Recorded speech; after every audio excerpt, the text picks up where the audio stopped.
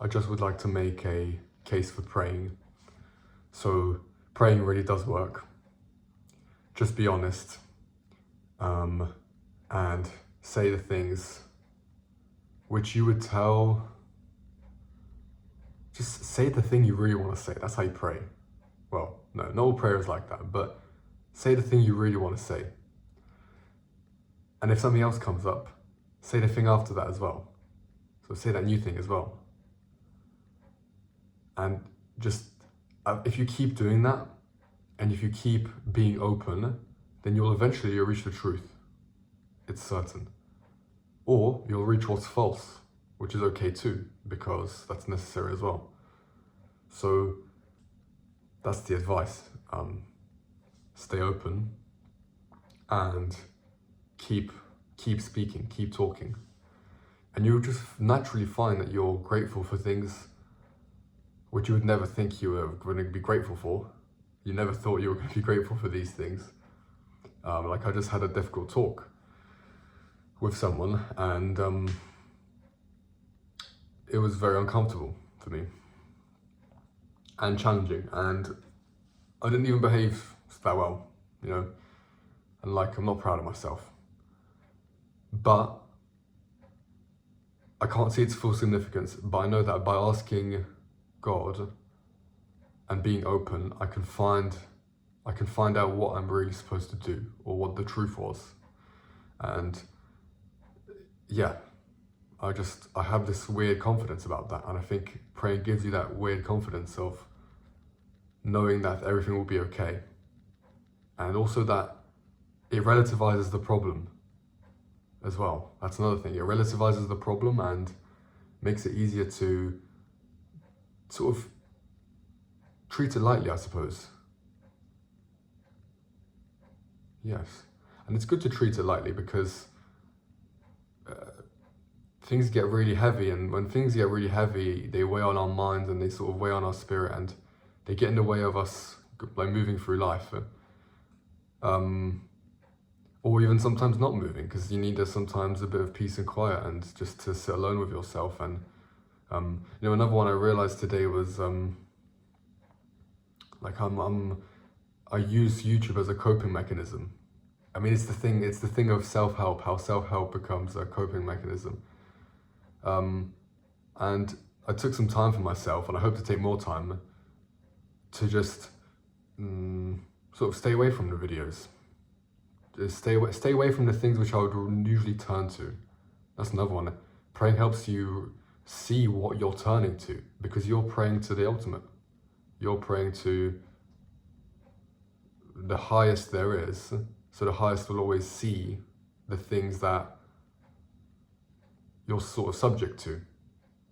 Does that make sense? That doesn't really make sense, does it? I think I've got to try and find a good way to put this into words. If you always pray to the highest, and if you always seek the highest, and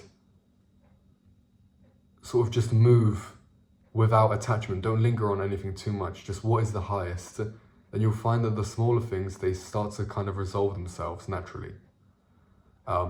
If they're supposed to, which they might not. But the highest thing will never resolve itself. That's because it's always beyond resolution. But when you bring it to awareness, it's like, you know, if you've heard of the Overton window, it's like public policy moves from. So there's a window where public policy is acceptable, and then on this end it's extreme, like it's unthinkable, and on this end it's like old, sort of out of date. And it's like what was then very much acceptable, such as what's like an old law that no one cares about these days, like you're not allowed to say God's name in vain. That's really old. I mean, that's not even a law now. Public policy is more about how are we treating people, right? And then there's some law in the distant future that's unthinkable, like that we might commit now, or we may not even commit now, and it's not even, it's like an extreme law. So it works a bit like that. The highest thing is always the most extreme thing, which we don't quite know the significance of. And I suppose it's a thing of the future, but it's also a thing of the past. Like the past doesn't make sense to us, and neither does the future. So this is what I mean when I say the highest thing. It's like the most irresolvable thing, and yet it will eventually settle in the middle and be clearly stated, and the clear resolution will be seen. And the behavior will be able to follow suit with our behavior as well. That just seems really true. Difficult to do, don't get me wrong. I mean, I even feel it in my soul now. It's difficult to follow through on truth. But if you pray, then it will be shown to you. And once something's shown to you, even though it's hard, you'll naturally find yourself following through the appropriate behavior. It's like seeing that if you walked your whole life and there was like plankton. You know when SpongeBob stepped on, this is so niche. If someone's, you know how SpongeBob stepped on plankton in the SpongeBob movie, and he kind of walks along, and every time he walks, he's like, ah, but he can't hear him for like a few seconds. He's like, what the hell is on my shoe? Then he looks up, sees plankton, and then I guess he tries to scrape him off. But the point is, you then take him off. It's like SpongeBob wasn't aware that every step he took was hurting someone. And the moment he did, he saved that being. So like, it's like we can walk with sin, I suppose, if we were to use that terminology. But I use it cautiously. I use it very cautiously, because there's nothing wrong really. It's just ignorance. If we walk with ignorance, then it's because we just don't know, right? So when you know something, it will still be hard because you want to keep walking, but you have to lift your foot up at some point, which will take time away, and you have to use some effort to like remove that thing and confront the fact that you are hurting someone, or I mean hurting yourself really. You're hurting yourself sometimes as well. It's because it's two sides of the same coin, hurting other people and hurting yourself. So prayer is really useful. Praying is really useful. I kind of lost the plot a little bit. I forgot exactly what I was trying to say, but praying is really useful for that. Just for being aware. And if you're aware, you just gain. And your suffering will be the same suffering, but you'll see more light. Like you'll see how you won't be a downer about it. You won't let it get to you so much. Like there'll be still some hype, you know. Yes, there'll be still some hype, and you'll still want to be alive, and that's the most important thing. The fact you want to be alive, turn up again, and the self-knowledge will let you see what is the right thing to do. And if you, oh my God, it makes so much sense. If you keep turning up and you keep being willing to exist, then you'll be blessed with the tools necessary to make amends and stop the suffering. And again, praying gives you that awareness. And here's the thing, right? Pray. So now here's the last question. Who do we pray to? What do we pray to? Or what do we pray about? So the pray about is already solved. Solved. I mean, I've talked about it in the video. Like, you just say what's on your mind. Say the highest things. Just say exactly what you want to say. And even your doubts. Speak your doubts. Say, because I've got it on a board here. Say please. Say thank you. Say sorry. You know, it's like you can treat it as a checklist for a while. Say thank you for something. Say ask for something. And again, but even if you're asking for a thing, it's all good. But ideally, you should be asking for like openness. You know, openness or courage, stuff that's more like spiritual. But it doesn't have to be. You can ask for anything, I suppose. Like you can ask for doing well on an exam. It's fine as well. And saying sorry as well for something. And that's the one I struggle with. I often don't see how I've done wrong, almost. I have quite a lot of pride, so that one's tough. Something I'm working on. But then who are we praying to? This is the important one. Whoever. You can pray. I pray to people in my mind. I pray to God. I just pray, and that's not even like a person, it's just the ultimate thing. Just whatever is governing this reality.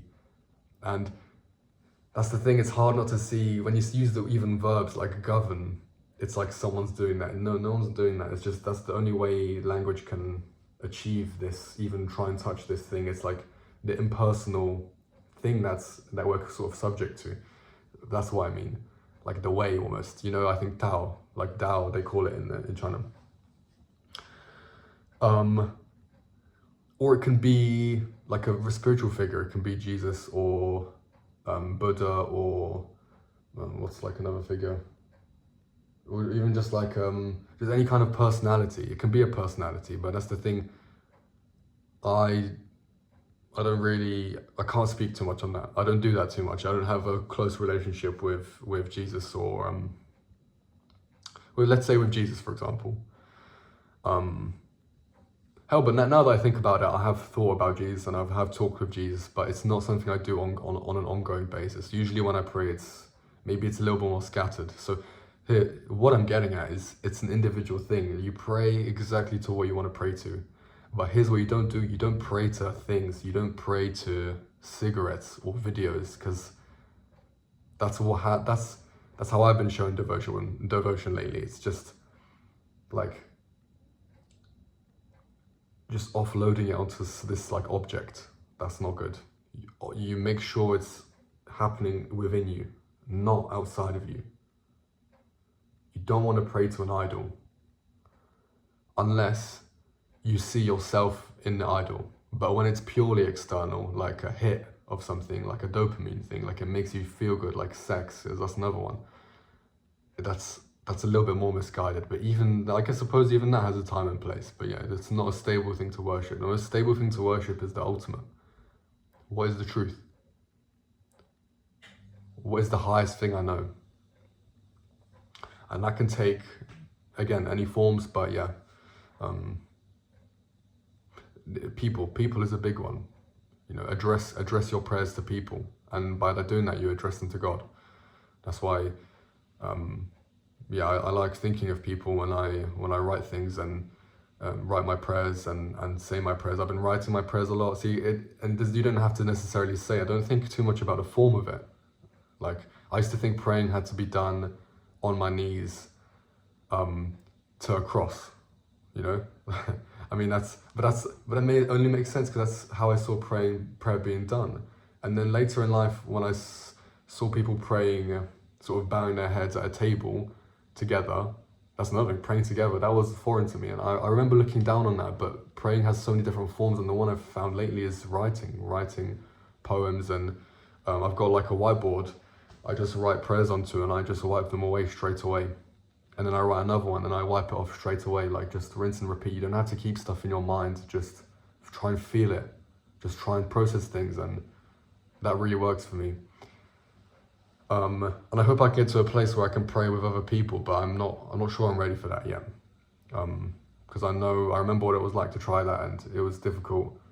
And it's mixed, very vulnerable. It's a vulnerable thing, and not everyone will feel you. That's another thing I'm scared of, I suppose. But now I'm just talking about me. But yeah, don't be too caught up on what form that will take. I feel like I've said everything now. So yeah, thank you for watching, and let me know what you think of that, and let me know how you pray if you do, and what comes most naturally to you. And yeah, see you later.